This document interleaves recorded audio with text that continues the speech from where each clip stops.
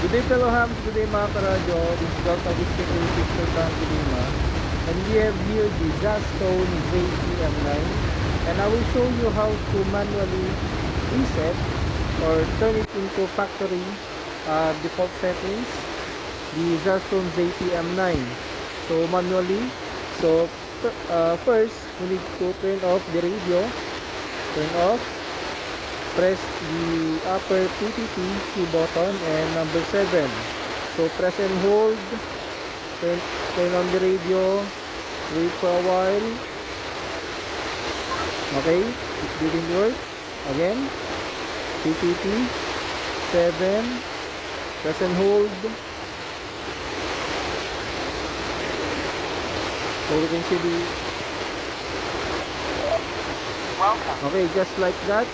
Fellow hams, the reset function of the Zastone ZTM9. So that's it for now. 73 and mabuhay.